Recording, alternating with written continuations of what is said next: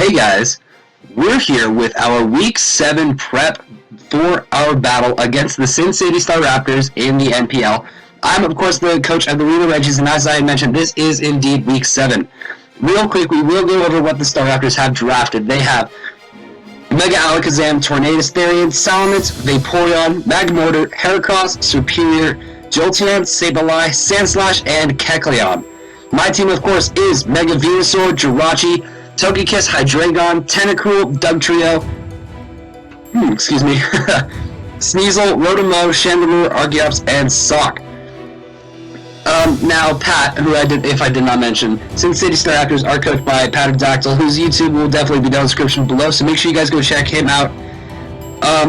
He's got a very fast team, and he recently traded Salamence for Entei, which is why, plus, I don't have to face Entei at all this season, minus, I gotta face Salamence twice, which is going to be a bit of an issue. But I think this is the team that is going to be best to deal with what he has. So the first mon on this team is our Sneasel, holding the Choice Scarf with the ability Inner Focus.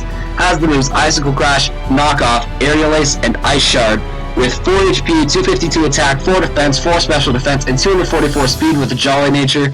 That amount of speed will still outspeed the Superior, even if my Scarf gets knocked off. That's why we have almost all max speed. Icicle Crash hits his team for a lot of damage, and Knockoff will OHKO Alakazam if it's taken a little bit of prior damage, so I guess it's not an OHKO, is it? But it will knock out Alakazam if it's taken a little bit of prior damage. Ice Shard is mostly to hit the Heracross, Aerial Ace is to hit the Heracross, and then Ice Shard is for the sake of priority. I didn't really need a fourth move, so I just threw Ice Shard on there. This is absolutely the best mon I have on my team to beat him. If he does not bring Vaporeon, this can put in the work absolutely, and of course, unless he brings a Scarf mon of his own. But anyways, the next mon on this team is our Togekiss, holding the leftovers with the ability Serene Grace. Has the moves Dazzling Gleam, Air Slash, Heal Bell, and Roost, with 244 HP, 36 special attack, and 228 speed with a modest nature. That amount of speed outspeeds max speed Jolly Sandslash. His team has a decent weakness to Fairy. The only resistance he has to it is Magmortar. So I'm pretty free to click Dazzling Gleam for the most part, and Air Slash, Air Slash is Air Slash. It does really good damage, and I always have the chance to flinch. Heal Bell is in case he wants to go for statuses, and Roost is for own recovery. Pretty basic Togekiss set this week. It's bulky, yet speedy, and yet offensive at the same time. It's a little bit of a weird set, but I feel like it'll work. The next mon on this team is our Hydreigon, holding the Assault Vest with the ability Levitate.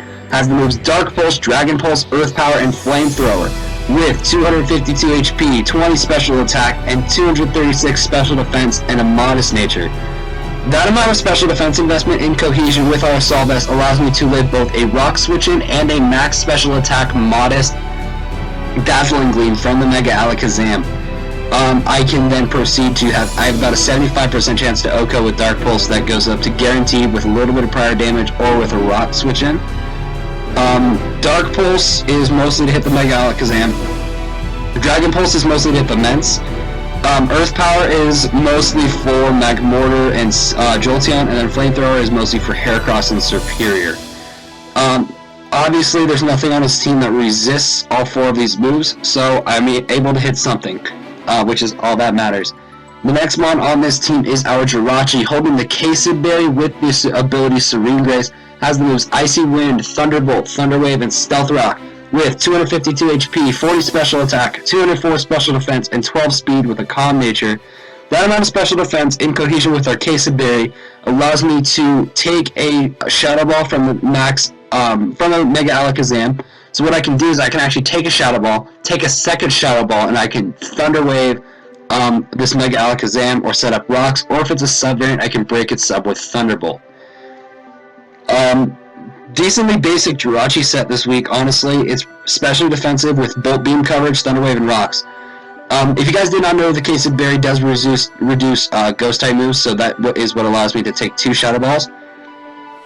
The only bad thing would happen is that because he will copy my ability Serene Grace, because Mega Alakazam has Trace, if he manages to get a special defense drop, then I won't be able to live a second one. But hopefully he won't. I can't play for hacks. I can't do that. But anyways, that's going to be our Jirachi set this week. Coming up next is our Chandelure, holding the Cobra Berry with the ability Infiltrator. Has the new Shadow Ball, Hidden Power, Ice, Pain Split, and Toxic. With 28 HP, 252 special attack, and 228 speed with a modest nature. Again, that amount of speed outspeeds max speed Jolly Sand Slash.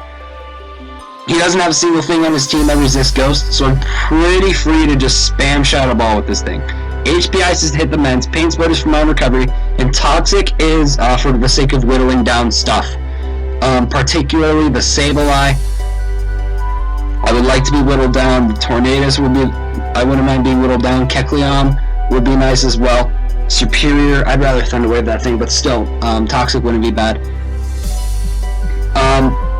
Cobra Berry allows me to take knockoffs from particularly Sableye and Tornadus. And Infiltrator is because I don't think Magmortar's coming, and my team isn't particularly weak to fire, so I don't think he'd run like HP Fire on anything. So I'd rather run Infiltrator just in case he has a sub-mon. I feel like it will be better. The last mon on this team is our rotom-c, holding the Assault Vest with the ability Levitate. Has the moves Volt Switch, Leaf Storm, Sucker Punch, and Hidden Power Flying. With 128 HP, 248 special attack, 120 special defense, and 12 speed with a modest nature. That amount of defensive investment with the Assault Vest allows me to live 2 Hurricanes as well as 2 Heat Waves from the Tornadus Therian. 12 speed is just to screw up his speed tiers, and then the rest is put into special attack. Volt Switch and Lead Storm is my dual stab. Sucker Punch is mostly for the Mega Alakazam because I once again need some prior damage off before I can put in work with Sneasel. And Hidden Power Flying is so that Superior and Heracross don't wall me very well. I mean, Heracross is still taking quite a bit from Volt Switch, but if I'm going for Leaf Storms, he can bring in his Heracross, it's Scarf Moxie, it kills me with a Mega Horn, gets up to +1, and then we have a problem.